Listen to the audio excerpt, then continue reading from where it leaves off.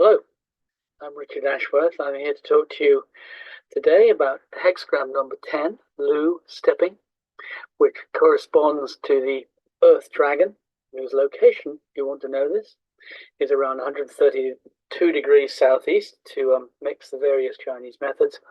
The Zhuanggong Da Gua is 9/6, if that means anything to you. Now, the idea of these sessions, we're planning to examine every one of the 64 hexagrams over perhaps a 7 or 8 year period, if we have the stamina, and I lived that long. The purpose is that we should do three things. I'm attempting to do three things. Number one is to give you some ideas. If you were to throw this casually, if you were to have a question and this was the hexagram that came up, the second thing is to try and draw from it the truths that are underlying the sometimes obscure language, but they're liable to be timeless truths and helpful principles in there. And thirdly, to encourage you to look at how the hexagram may relate to the particular time that this hexagram applies to. So, with a view to moving towards forecasting, I present these first of all to a group, and the group have signed up for a year at a time. I don't know whether anyone's going to have the perseverance to stick with it for 7 or 8 years. We'll see. But you can join for a year at any time, and my details are somewhere on the presentation of this if you want to join us. So, hexagram 10 Lu stepping, which consists of heaven over lake. I suggest you have, maybe pause this and make sure you've got a copy of the hexagram in front of you. You don't need any words about it, you just need the lines, which are yang, unbroken, yin, broken, yang, yang, going upwards, heaven over lake, which is a very optimistic kind of an image. It's the idea of the father looking after the youngest daughter. It's about the lake being open to the sky. It's quite positive stuff, but so much of the meaning of a hexagram can be gleaned just by looking at the shape of it, looking at the lines, and clearly there's something happening at the third line. Now, if you've thrown this, you are likely to be on the horns of a dilemma. That is to say, you need to make a decision. And that decision is unlikely to be an easy one. And the 6 lines we're going to look at are about ways to approach that. But the overarching theme is about taking the right decision, perhaps, rather than the easy one. So what you need to know about this hexagram is it has 5 yang lines and 1 yin line, so very unbalanced, you might say. There is correspondence between line 3 and line 6 because there are rules that correspond have correspondence between the lines of the lower trigram and the upper trigram. So the top line of the lower trigram corresponds with the top line of the upper trigram. And since the top line of lake is yin and the top line of heaven is yang, they do actually work together. So there is this thing about reaching for help and about an outcome that is related to happen to what happens at line 3. This one is quite a famous, quite a well-known one, because there's this image of stepping on the tail of the tiger, which is maybe dealing with the elephant in the room, or maybe bringing out the difficult point that needs dealing with. There is other assistance, because the second line is yang and the third is yin. They will be able to support each other, and by the same token the third line is yin, the fourth line is yang. So there is some kind of joining together here, but there is joining together around the reaction to this third step. Now, this may be literally the third step, it might be the third day, it might be the third month, it might be the third anything, but that point in the process is possibly the thing to look out for. Looking at this in relation to this month of the Earth Dragon, it is the third chunk of 5 days. So it's sometime between the 15th and the 20th, if I have that right, of April in this case. But it is to do with this third thing, what we do with the tiger when we tread on its tail or not. The image, the ideograph, is of a person walking in shoes. A translation of Lu is the word conduct, which has perhaps greater weight in Chinese usage. That's better, isn't it? Chinese usage than it does in our own. And the word Lu is repeated in every line, which is an unusual thing to happen with a hexagram. This is about conducting ourselves appropriately.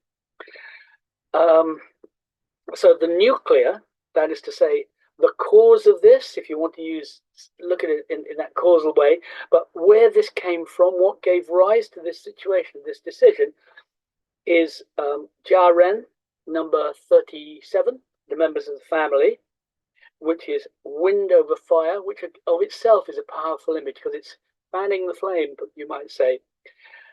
And fanning the flame of the family might mean the root of all energy and motivation and support and so on, and love, coming from the family, which is a very sound way to look at it. And that returning to this is a way to fan that flame. The other is, of course, that disagreements, the chronic disagreements that can pollute family relationships over decades, and maybe fanning that flame. And I'm reminded of the American series The Bear, which if you haven't seen, you should see it, which is about a guy opening a restaurant in Chicago and all the complications involved. It really is wonderful, and particularly about family and non-family and who's family, who isn't family. And the culmination of I think the first season is where they had a Christmas dinner, and at the Christmas dinner that I think any of us who celebrate Christmas will have experienced at one time or another, where the flame that is fanned is really painful, and that everything that is stuck and unbonded and unresolved about the family comes up at once. And in this case, it culminates in the mother of the family driving her car through the wall into the dining room. So there is that about the origin here. So a family upset is a possibility as to what our particular quandary might be. If we look at the Gua text, the text of the image itself, Gua just means image, means hexagram in this case. Da Gua, big image, means hexagram. Gua can also mean trigram. The text is treading on the tiger's tail. Lu Hu Wei. My tonal Chinese is not good, forgive me. Treading on the tiger's tail does not bite the man. Lu Hu Wei Bu Shi Ren Heng. A sacrificial offering. So it is perhaps a lesson in persistence, but it's certainly about taking nothing for granted. It's about biting the bullet. It's what truly amounts to a difficult decision.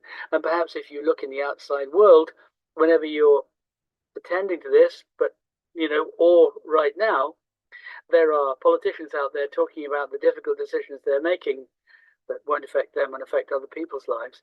This is a real difficult decision, something where the correct response is not obvious, and it will come, as I say, probably at line 3. It may be that it becomes clear what it is and what to do with it. So there are different approaches to it line by line, and it's sometimes compared to hexagram 11, which is earth over heaven, Tai, peace. And why is it Tai and peace when you've got heaven underneath the earth? Well, the answer is because the earth is going down, the heaven is going up. So they're joining. It's about cohesion. It's about joining. It's about togetherness. It's about and balance, of course, because it's half yin and half yang. So it's perhaps a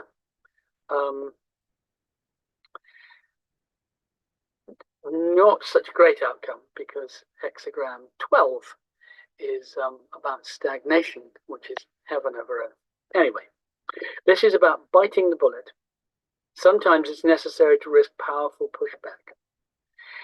There are two approaches that might work: innocent gentleness and or powerful resolve, but some sort of engagement is necessary and inevitable. And the third thing it might relate to is an unexpected end game. And I'm reminded of a story. My route to this particular, to Chinese metaphysics, has been a long one, going back over 40 years. And long before I knew any of the Chinese stuff, I was involved in a cult in the early 80s. Everyone should do cult at some point or another, only to discover that it doesn't work. And there was a workshop with perhaps 200 people in it, where the guy who was running it, I won't mention any names or titles, was to many people absolutely terrifying. He was certainly a man you didn't mess with, and he was, at that point, it was said to be that he could make people throw up just by looking at him, and you did not carelessly attract his attention or contend with him. You'd have to be very, very careful if you did. It was a dangerous kind of a thing to do. Anyway, there were some people who were very, very new to it. And one of the focuses of this movement was in Bristol. And it had been a very heavy morning, a lot of confrontational stuff, a lot of people feeling damaged and a lot of people feeling quite aggressive. And the leader facilitator was keeping the peace. It was a fragile kind of a peace. And it was more clear than ever that you didn't mess with him. Anyway, it was about 1:45 in the early afternoon. And one of the people who didn't realize just how dangerous this guy was, sitting at the back, one of the newest people from Bristol, called out, "Oi, I want my dinner." Excuse my accent. At which point the whole room froze. What was going to happen? What kind of verbal violence was going to follow that? And what happened was the facilitator took a deep breath and said, "Yeah, me too. Let's break for dinner." So the moral in that is that the approaches to the tiger whose tail we're perhaps going to tread on, the successful approaches are either very well prepared, very brave, very persistent, or they are one of absolute innocence. And what was illustrated there perhaps was the innocence of that approach, which kind of worked. You grasp the nettle, or you're kind of above it, the same way you would if you were to, as I have done, been in classes that have walked through coals. I've been through classes that have broken planks that thick with their bare hands. I have done it. I couldn't do it now. I'm not going to risk my hands. But you have to be in a particular state. But it is something to do with the approach, the innocence of the approach, if you like, or the certainty of the approach. Anyway, so we have those things. Let us look now at the lines one by one. The first line, 9 at the first, meaning it is a yang line. Su Lu Wang Wu Ju. Just walking forward, no error. Su means unaffected or natural, so Su Lu, unaffected conduct. Wu Ju means appropriate behavior. So this is about following your heart. This line is said to be in the right place because it's yang at an odd number. It's not central, it is firm, doesn't resonate with the fourth line, so it's kind of by itself. What it is saying, I think, is that you have to step forward without agreement. Doing the right thing is not a question of votes necessarily, and this decision you need to make will not necessarily immediately get approval. And if we were to change that line, if we were to change heaven over lake to changing the first line, we would get heaven over water.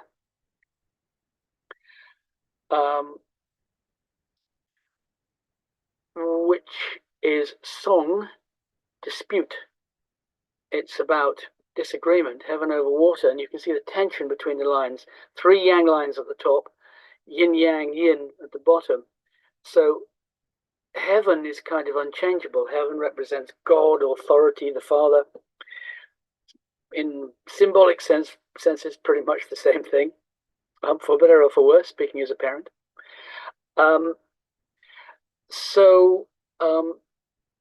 In order for there to be a resolution, there need to be two changes in the bottom half. So it's quite a you know, it's an ongoing dispute. It's not about to end. So the agreement will possibly follow a massive climb down, or a lot of different changes. So it is a daring thing to do. So line 1 is about being daring and pursuing the appropriate response. The second line, another yang line, 9 at the second, walking the Tao smoothly and openly, Lu Dao Tan Tan, hermits, divination, good fortune, Yu Ren Chen Ji. Tan is the sun rising over the plain, translated as openly, naturally expansive. Yu Ren is the man of shadows, the gate to the unconscious, the hermit. This is about persevering despite disagreement, but what it is also about is that you may get agreement from some intuitive or divinatory source, the man of shadows, a divination, and it now means perhaps that you have some kind of agreement, but you only got it by stepping forward bravely and doing the right thing. But now perhaps you're being agreed with. And it changes hexagram 25, Wu Wang, the blessing, which is heaven over thunder, which is one of the most propitious hexagrams in the Book of Changes. It is literally the blessing of the father to the eldest son, possibly the blessing of God to the eldest son. It reminds me of the chapter, I think it's in John in the New Testament. John's the one that's different, I think, if I remember rightly, where John the Baptist has baptized Jesus, and I think it's a voice from the heavens says, "This is my son in whom I am well pleased." That's Wu Wang, no error. It's a blessing. So we have pretty good indication we've taken the right step, which takes us to line 3, 6 at the third, a yin line at the third. Some people would call this the ruling line because it is the one that typifies it. It's the one that's different from all the others. It's the one that gives it its particular nature.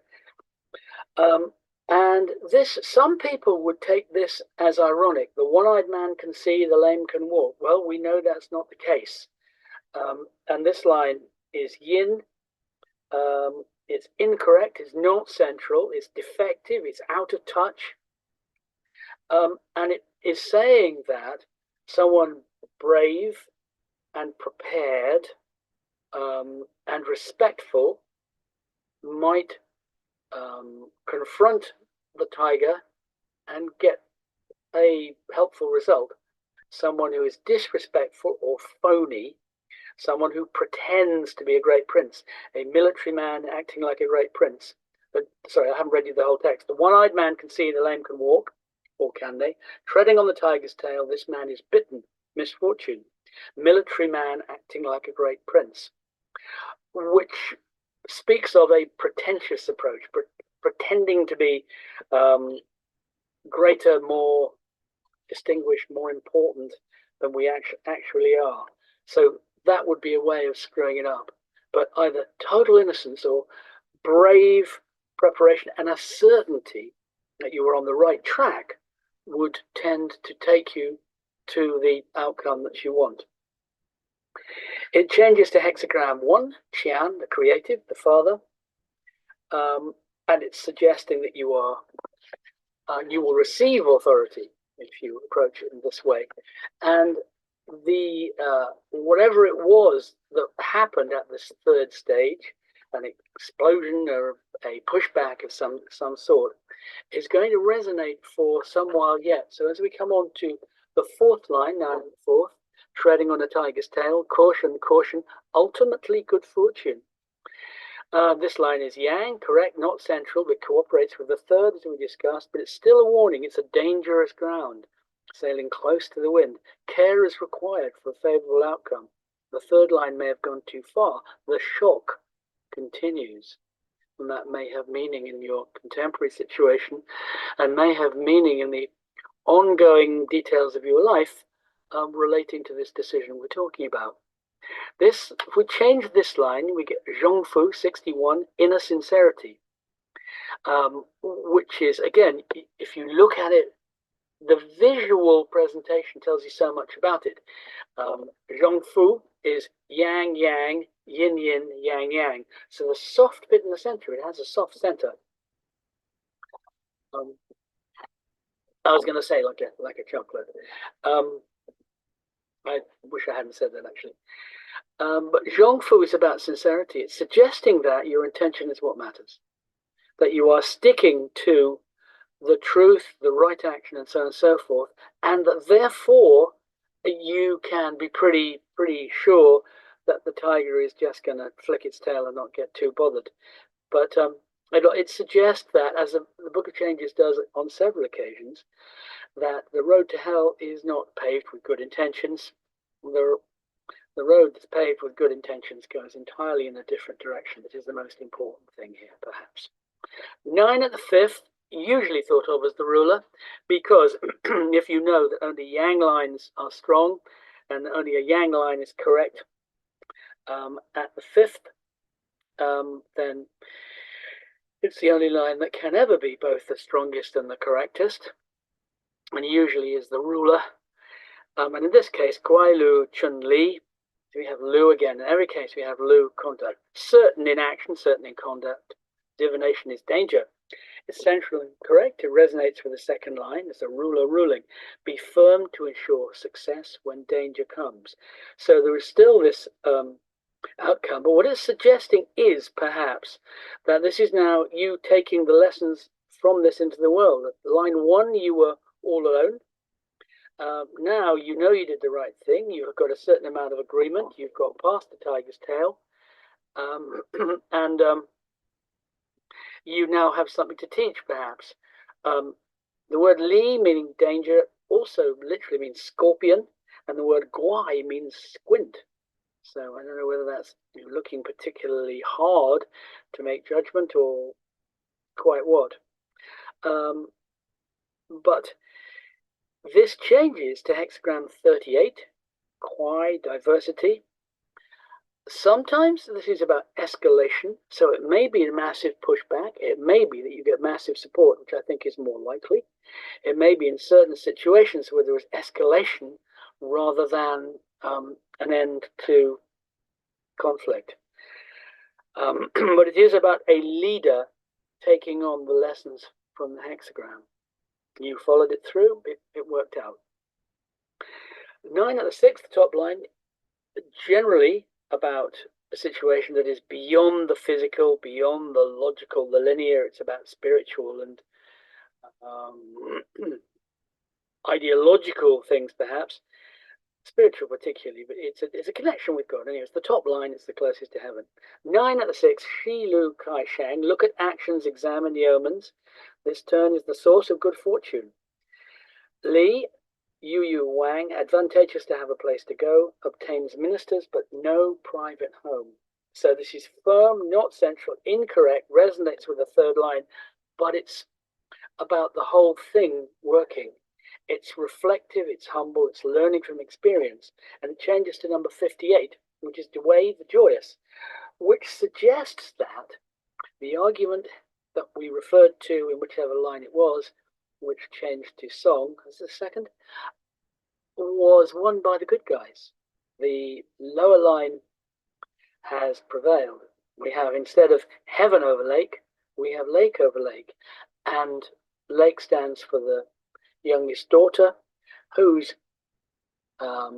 nature is joyous. And lake leading to lake means that inner joy derived from clarity leads to outer joy, and vice versa. And your joy is literally infectious. So to summarize this, there was this hidden tiger we had to be prepared for.